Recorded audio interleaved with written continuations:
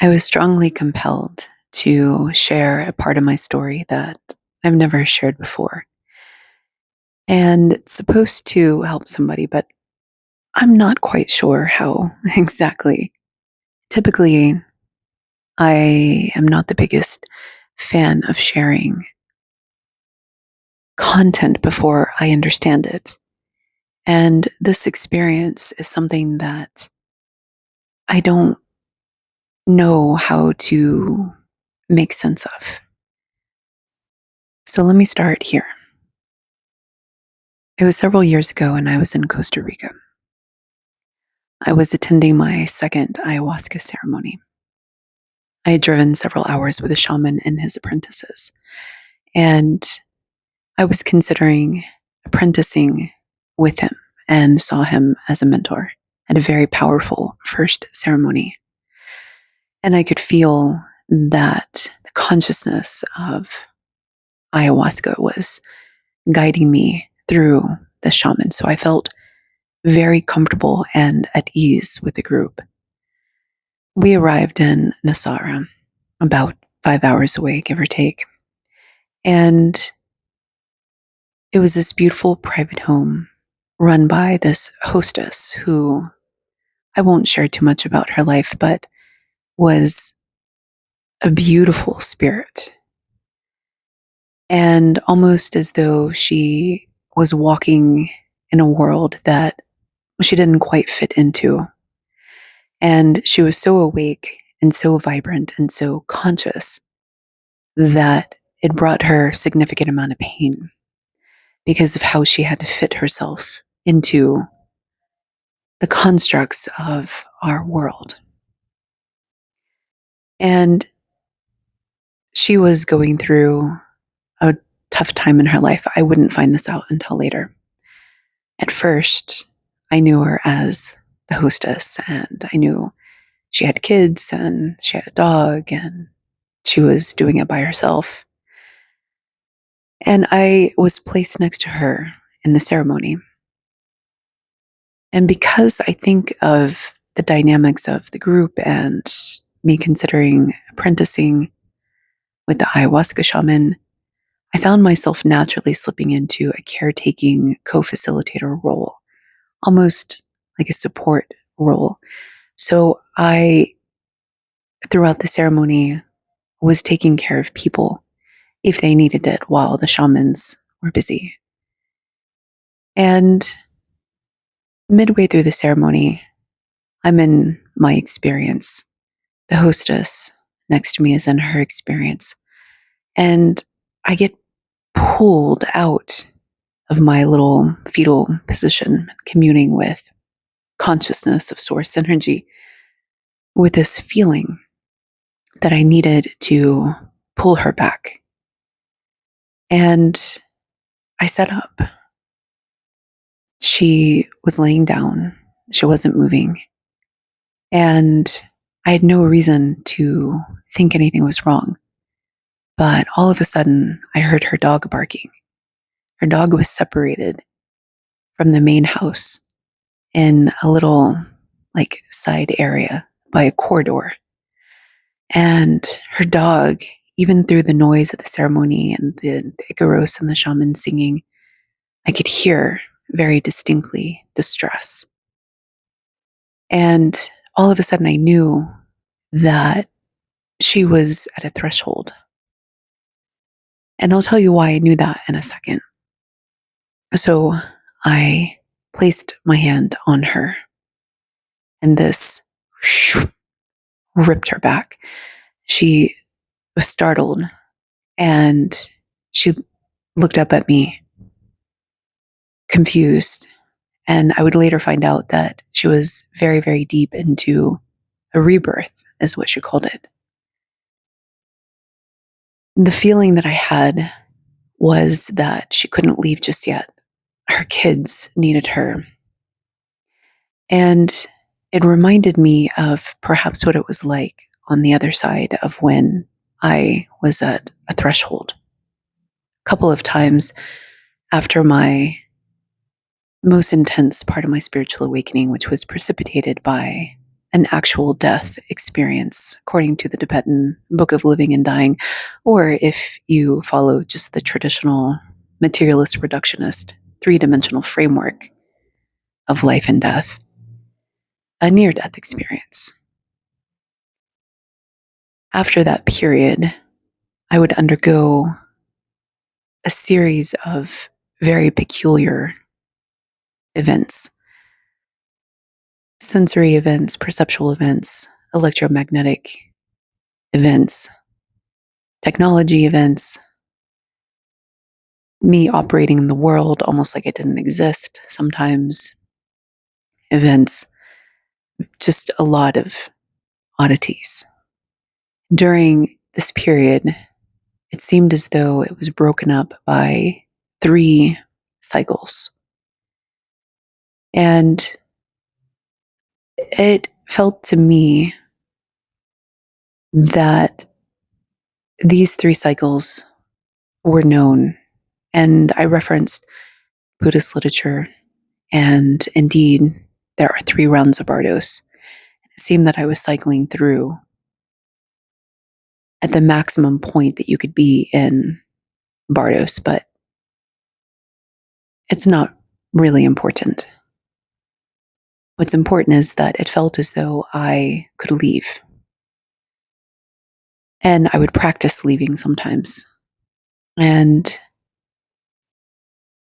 I learned this in passing through somebody who had studied Tibetan Buddhism, who told me that monks would actually practice dying. And they would practice releasing their consciousness. And they would, in meditation, go through the act of detaching from their body and passing. And this idea stuck with me. And I would actually intentionally try to do exactly this. But I never expected that it was doing anything, per se, in my 3-dimensional reality. Except during this time that I would be practicing this, without fail, I would be interrupted, usually by a dog, because I was dog sitting and dog boarding at the time. It was helping me to stay grounded during some pretty torrentially frightening experiences and wild experiences and delightful experiences, exploring the depths of the unknown and other worlds. I would be in my bedroom at night with my door. Well, at first it wasn't closed, but I would be boarding a dog who would be sleeping in my living room. And invariably, the dogs, because it was multiple, would come into my room and nudge me when I started going too far, when I started fading away too much. I couldn't make sense of it. How did they know? So I started closing my door, and normally quiet dogs would come to my door and start barking. How did they know?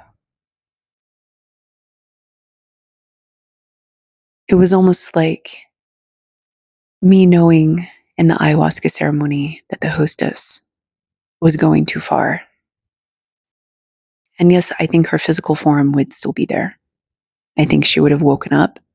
I think she would have gone about her life. But I don't know if the woman, the essence of the woman that I'd met, the magnificent woman that was embodied, even if she was experiencing the sufferings and trappings of this 3-dimensional reality, I'm not so sure if she would have been there in her body after the ceremony had completed. Then this reminds me of immediately following my death experience, 2018, the winter solstice. I've talked about it before, so I won't rehash it here. But just to give you an overview, I felt that somebody was in my residence, and I felt a cold blade on my neck before everything went weird. And the everything going weird part, I didn't know for a really long time I mean, not too long, but it felt like ages. I had to go looking for answers to try to make sense of everything because I didn't have a framework for what happened. So I kept calling it like a psychic death until I found the Tibetan Book of Living and Dying, which described what I experienced almost verbatim that night, that things went weird. And the next morning, I had this strong urge to leave the country. I was supposed to go and visit my grandmother. And in fact, it's interesting, I had visited her a couple months prior. That was the last time I saw her before she passed. And I remember telling somebody important to me as I was driving back from visiting my grandmother that last time, and that I could feel that I wouldn't see her again. Intuitively, it was like I knew that that was the last time I would see her in person. And that was true. But I tried to see her around Christmas. I had plans to, but everything just went crazy in my life. And instead of driving to her place that morning, I packed and I got on the plane, and I could feel that I had to leave by like 5:30 p.m. Otherwise, the timelines were going to crash. It disappeared because I felt that I couldn't talk to anybody for 3 days. The Lazarus effect is what I felt. Again, keep in mind that I didn't know what happened to me, but I had this word, this concept, the Lazarus effect. And that 3 days I needed to be completely silent to let things set. As I was leaving, something was wrong with one of my cards. I called the bank. There were system errors. This would be one of many strange things that would happen. I booked a flight. The confirmation didn't come for a very long time. Usually it's immediate. I found a flight for ridiculously cheap to Singapore. Never been to Singapore before, but I could feel that that's where I needed to go, almost as though I was going to be passing through some portal of energy. The first flight was crazy. It felt like the plane was going to shake itself out of the air. The pilot sounded tense. The turbulence was extreme. Apparently, there were earthquakes. I found out later, reading the news, but it felt as though, from my perspective, the time-space continuum was being ripped and needed smoothing. So I called upon light workers who were meditating to help patch things up. The flight wasn't on the board. When I landed, the baggage claim didn't have a record of the flight that I had been on. Just a series of very bizarre things. I slept overnight in San Francisco. I checked in at the front desk and I went up to check into my room. The key didn't work. I went downstairs and told them the key didn't work. They were like, "Oh, that's weird. Let's just give you another room." Just oddity after oddity after oddity. And the flight to Singapore was really bizarre. We went off track for a while. There were creepy people in the back, seemingly doing things that they weren't supposed to. I was really worried that something was going down because there's no food or beverage for like 8 hours. The flight attendants were huddled in the back, trying to get cell service desperately on their phone. There was a duffel bag out by the door that seemed out of place, and there were two men that were guarding one side of the bathroom. The plane was going off track. Like it looked like we were headed into the ocean. I couldn't figure it out why nobody seemed concerned. But the line that shows you where you're going, we were flying inches away from it in a different direction. At some point, there was an emergency, and they were talking about landing us in a different location. And there was somebody called for a doctor, and there was somebody that was having appendicitis. We did eventually land, and there was some other weird things that happened. The plane was flying really, really high. Highest I've ever flown before, almost, I think, I can't remember exactly. But I had this distinct feeling that everybody around me,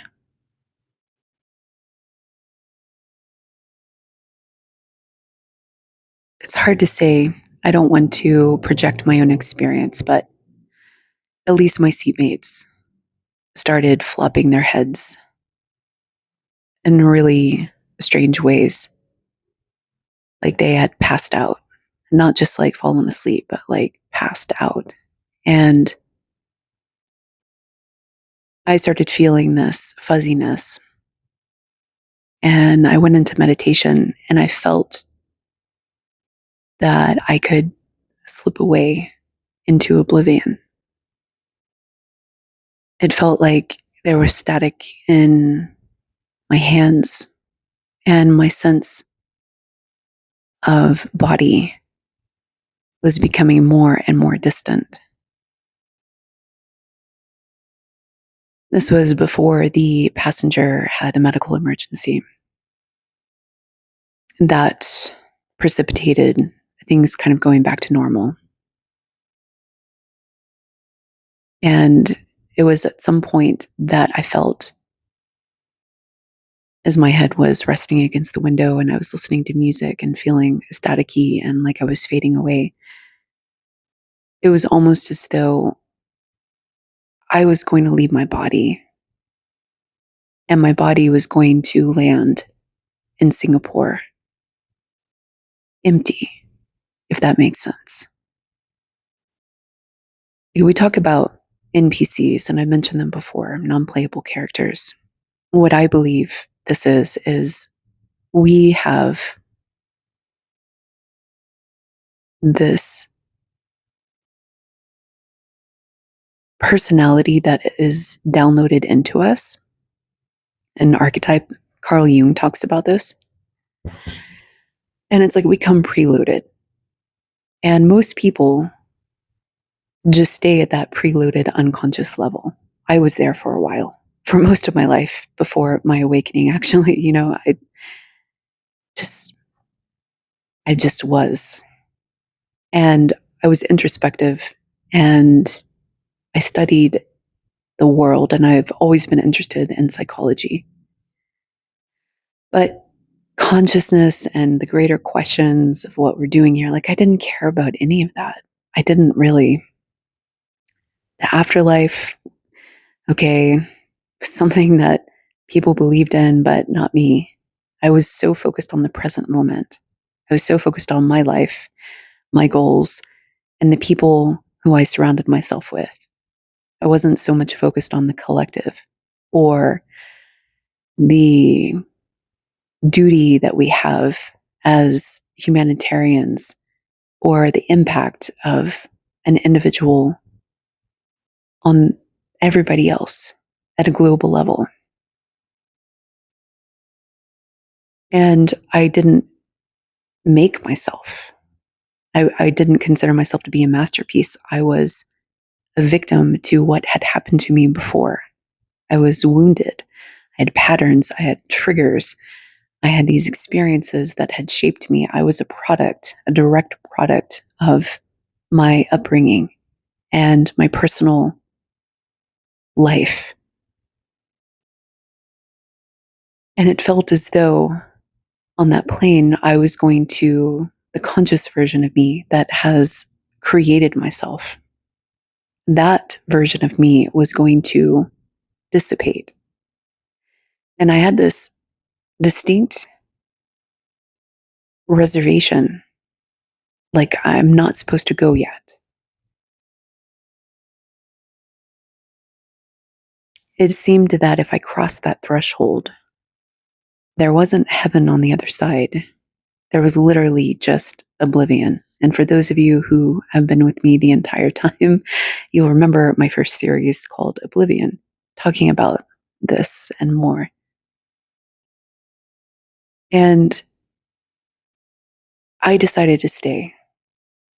I felt it. And I went to the bathroom and I used this energy calling down technique that I'd learned from a priestess at a spiritual conference. And I connected my arms to the energy up above and I rooted my legs in the energy below. And I used my will and the force of my determination and my might to stay. And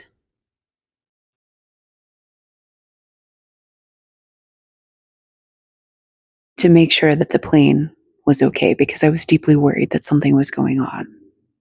8 hours, no food, no beverages.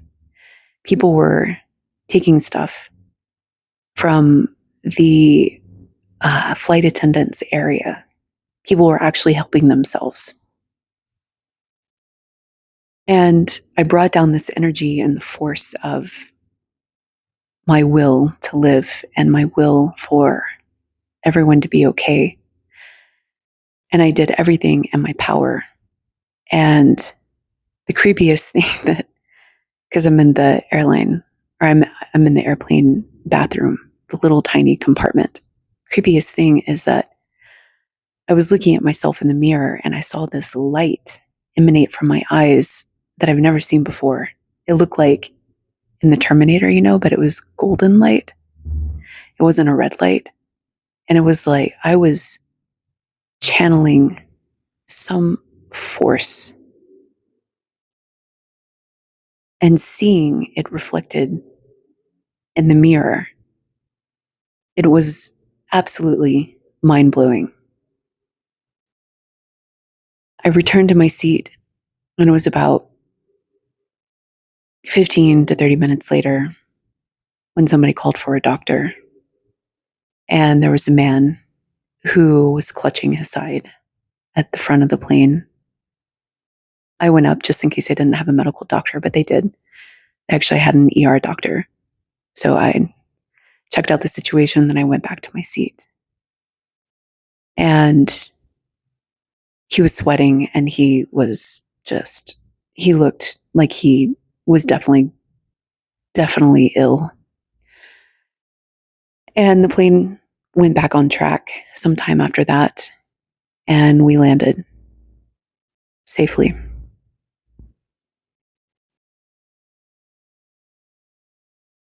As I was leaving the airport, I felt that some people were empty, that others perhaps had taken the same journey that I had. Our plane,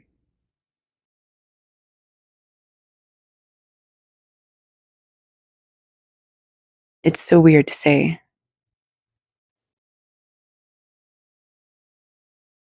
our plane felt different. There were lots of people that were in transition. Well, I can't say lots of people. I only talked to a handful of people, but that's how I perceived it. That we were like a flight not on the board at first.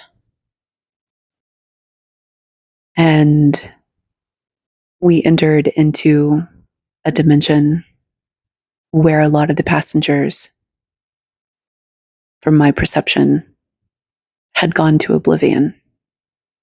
I chose to stay.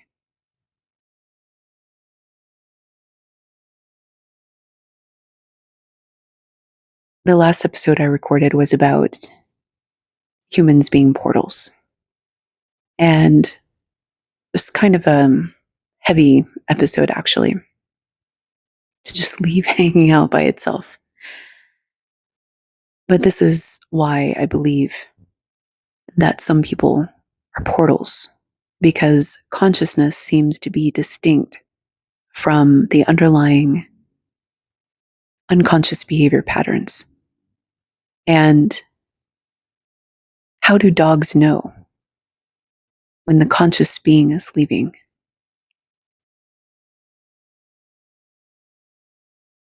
How do they know? If consciousness isn't a thing, if it doesn't really matter, if we're all just perceptually enclosed in our human form, and that's all there is,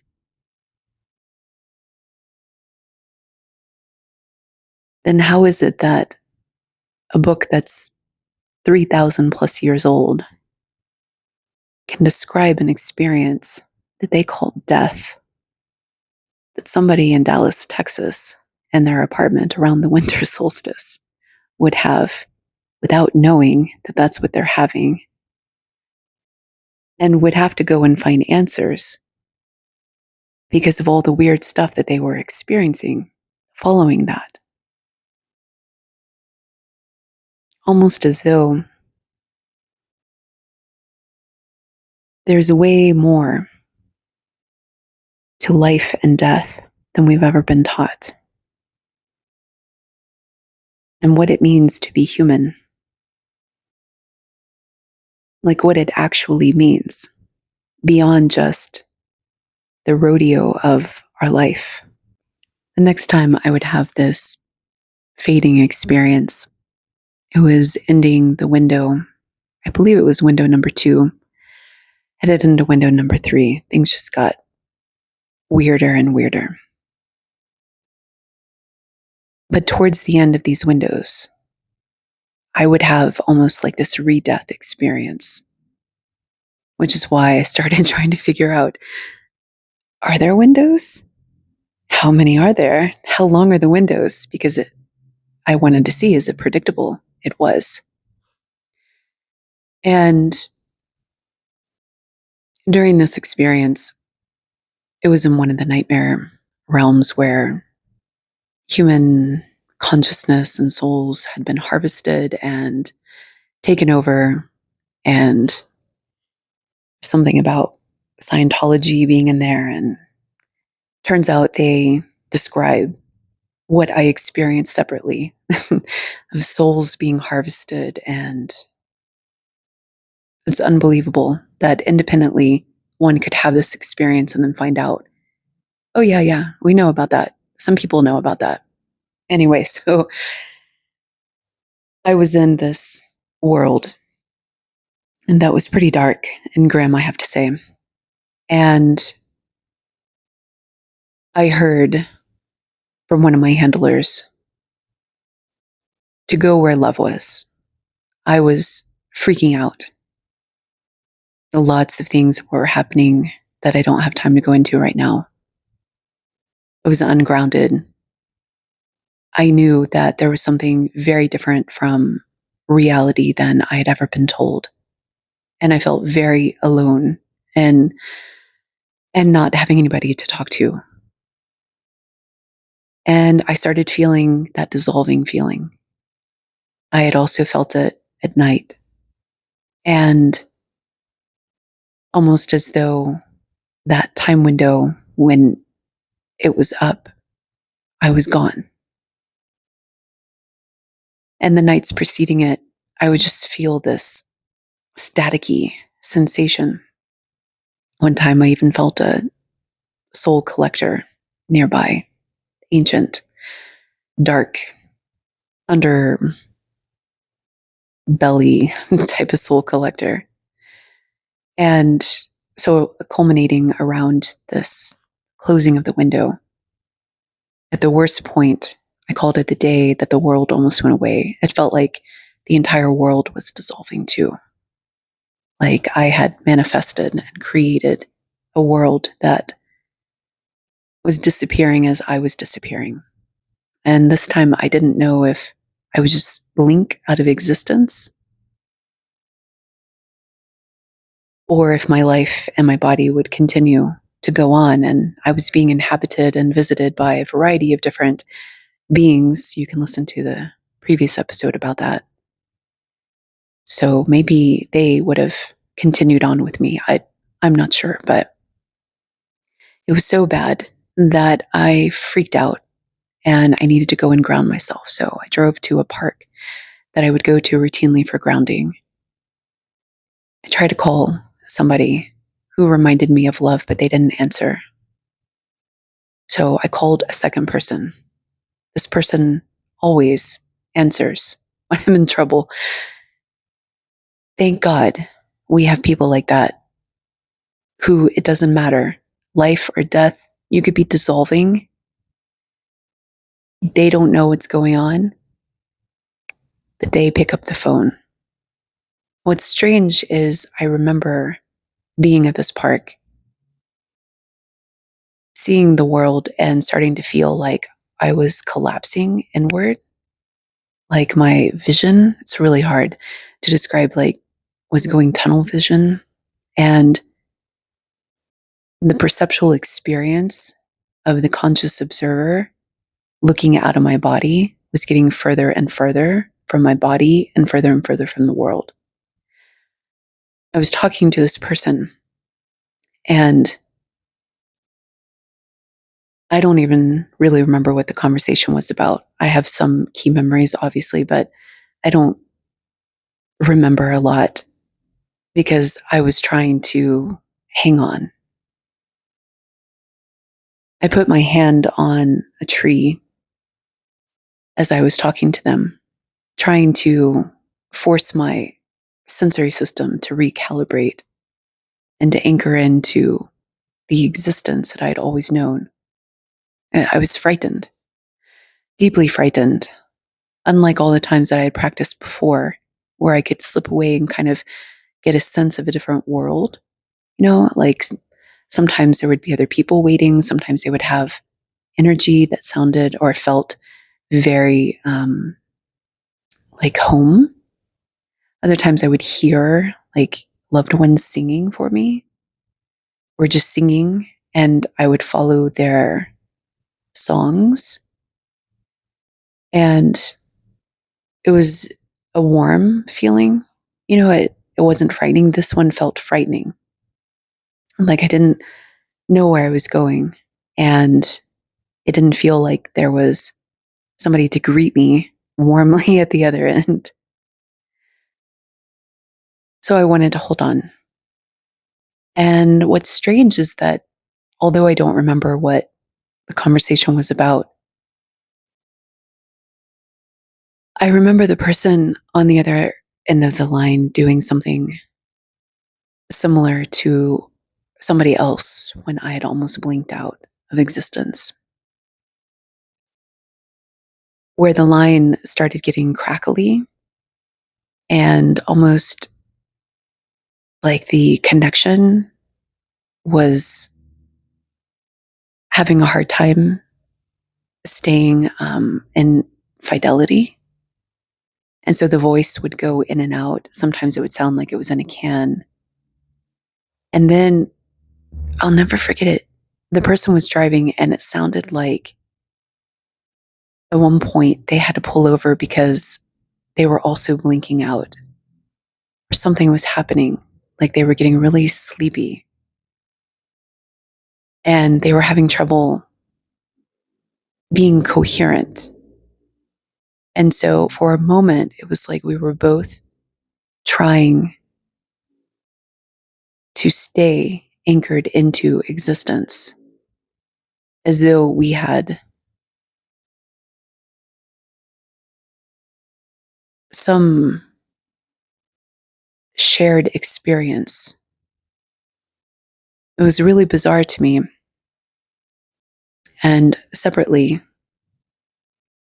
during another time with another conversation with somebody else who was also on this spiritual awakening journey, we were talking on the phone and the same thing happened, where this time, though, it felt like I shouldn't have said blinking out because that's not really what it was. It was like I was shifting while I was talking to them.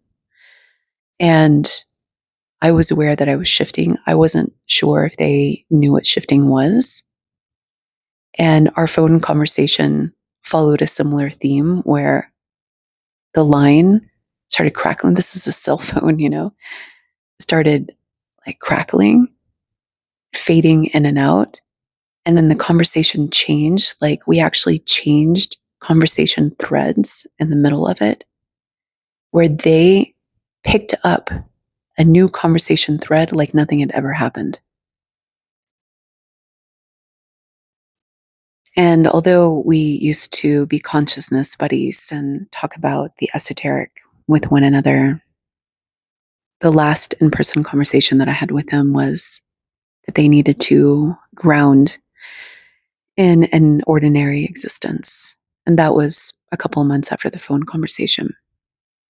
And I was going too far. I could tell that when you start to go too far in these explorations, you lose friends and people. They get really worried about you. Understandably so, because when you are tied to a three-dimensional world where there is only life or death, it's an or operator, it's not an and, then it's like you're talking from completely different frameworks, and the symbolism and parallels that you draw from to explain the concepts that you have at some point become too divergent. And there needs to be a certain amount of overlap for people to have a sense of shared understanding. And when you start to deviate from the norm too much, what you'll find is that people are really uncomfortable and challenged by it. So then you have to spend a lot of time managing their emotions or their perceptual experience that you're just batshit. I had a conversation about that today, actually. Somebody who encountered a conversation that really challenged them about a conspiracy that a family member was telling them about. And I happened to know about this conspiracy. I had educated myself on it. I still don't have an opinion one way or the other, but we had an interesting conversation about how knowledge is propagated and how when you're on the side of mainstream 50 years before the disclosure, of course, you think that people who are talking about whatever will be disclosed in the future are crazy because you don't have a framework for it, because the framework that you've only ever known is one that is heavily biased. But you don't know that it's biased until you step out of that framework. So when you start to step out of frameworks, what you'll find is that it's better to go it alone in some cases and to hold the space and wait for those who you can talk about these ideas with in a way that helps you and helps them too. Sometimes it's not helpful to force people awake before they are ready, before they have the emotional capacity and the bandwidth to be able to integrate and synthesize new knowledge into an expanded framework. So as a result, you'll experience resistance in people. And that resistance is actually self-protection because it means that they're not ready.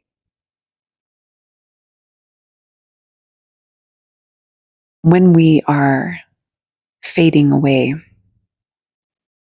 I don't really know where we go exactly. But it feels like there's way more to this life and world and reality, and most importantly, death and other dimensions than we've been taught in the mainstream. And I feel like we're just at the beginning.